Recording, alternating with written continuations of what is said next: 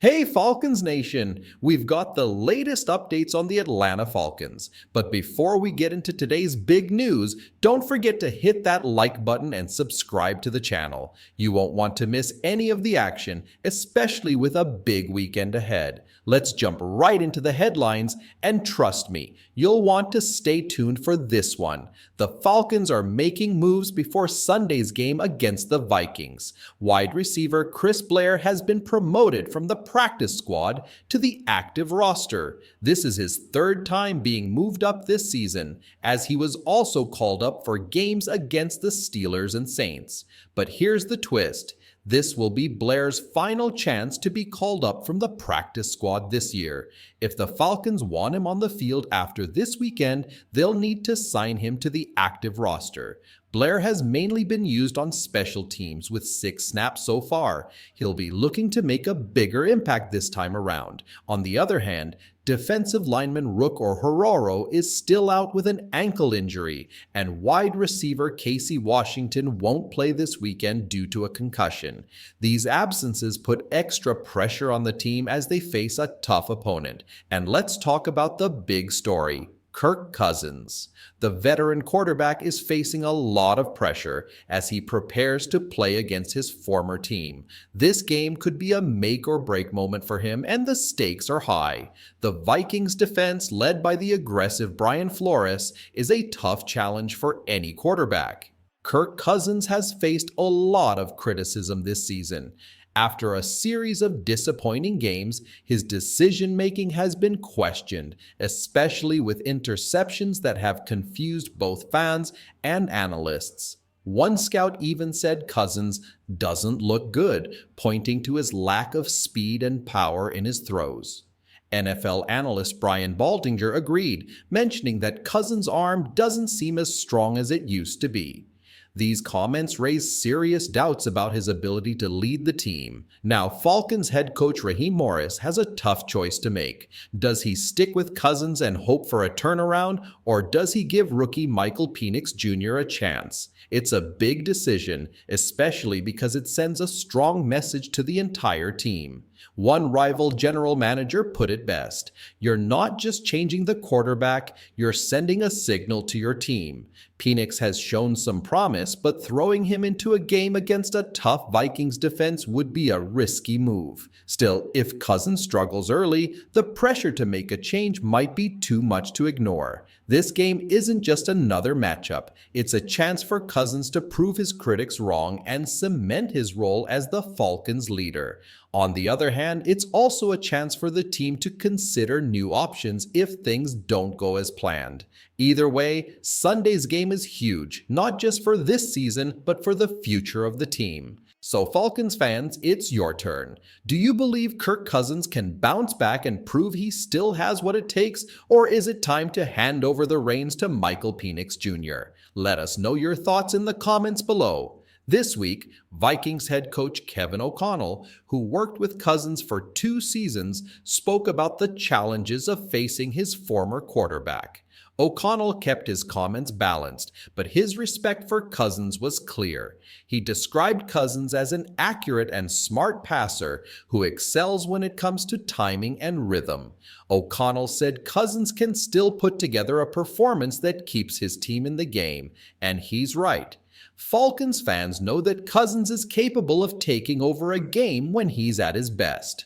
O'Connell has seen Cousins do this firsthand, including his unforgettable 2022 comeback against the Colts. In that game, the Vikings erased a 33-point halftime deficit, with Cousins throwing for an incredible 460 yards. It was the biggest comeback in NFL history, and moments like that show the kind of threat Cousins can be. O'Connell understands that well, but remember, this isn't the same Kirk Cousins. At 36 years old, and after tearing his Achilles, things have changed. This offseason, Cousins signed a 4-year, $180 million contract with the Falcons, who see him as their leader. However, the Vikings were ready to move on, and so far, it looks like they've done well without him. Behind Sam Darnold, Minnesota is 10. 2 this season, while the Falcons sit at 6, 6 with Cousins. This Sunday's game is about more than just the stats. The atmosphere at US Bank Stadium will be electric, and the stakes couldn't be higher. Kirk Cousins is expecting a tough and loud reception from the Vikings fans who once cheered for him. He said, "They're big football fans, and I think they'll be as hostile as they can be." The Vikings fans will definitely bring the noise, but it's up to Cousins and the Falcons to quiet them down and make a statement. Now, Falcons fans, it's your turn again. What do you think about Cousins' return to Minnesota? Do you believe he'll rise to the occasion and lead Atlanta to victory, or will the Vikings' home field advantage and new offense be too much for the Falcons? As the Falcons head into Sunday's game, they're short-handed, especially with their rookie class. This group hasn't had much of an impact this season, and it looks like that trend will continue. The team has announced that rookie running back Jay McClellan, defensive tackle Rook Ororo, and wide receiver Casey Washington will all be out for the game. Let's break down what this means. Jay McClellan was officially ruled out on Friday because of a knee injury. Rook Ororo, who had just returned to practice this week after an ankle injury, has been downgraded to out. This is a frustrating setback for Ororo, who has shown some promise during his limited playing time this season. The 6'4", 300-pound defensive tackle has recorded 5 tackles and 1 quarterback hit in 63 defensive snaps across 4 games.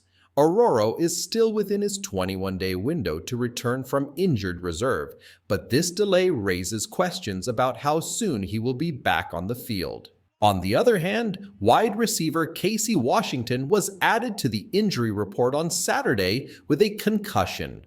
Washington, a 6th-round rookie, has been quietly improving. He recorded his first NFL catch for 14 yards earlier this season, which also happened to be quarterback Michael Penix Jr.'s first professional completion. Unfortunately, Washington's impact has mostly been limited to special teams and a few offensive plays. Now, he's sidelined again after suffering a head injury during Week 11's loss to the Broncos. With Washington out, the Falcons have promoted wide receiver Chris Blair from the practice squad. This is Blair's 3rd and final promotion for the season, which means if the team wants to use him again after this weekend, they'll need to sign him to the active roster. Blair hasn't had much playing time this season, but this could be his opportunity to make an impact. Now let's talk about what's likely to be the biggest challenge of the game: defending Minnesota's All-Pro wide receiver, Justin Jefferson.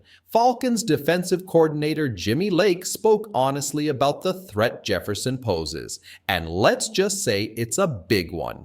Lake described Jefferson as being above elite, a level only a few players in the league reach, and he's right.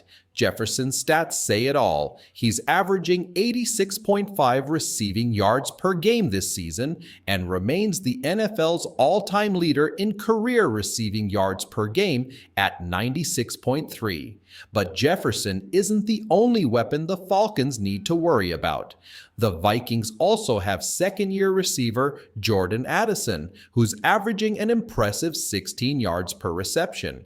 Between Jefferson and Addison, the Vikings have a powerful duo that can tear defenses apart if given the chance. This presents a huge challenge for a Falcons secondary that has struggled this season, ranking 21st in pass defense. Cornerbacks A.J. Terrell and Mike Hughes, assuming Hughes plays, will need to step up, but they can't do it alone. Pressure on the quarterback is key. However, the Falcons have struggled in this area too. They're currently last in the NFL with just 15 sacks this season. The Falcons showed signs of improvement in Week 13 with a 5-sack performance against the Chargers, creating consistent pressure.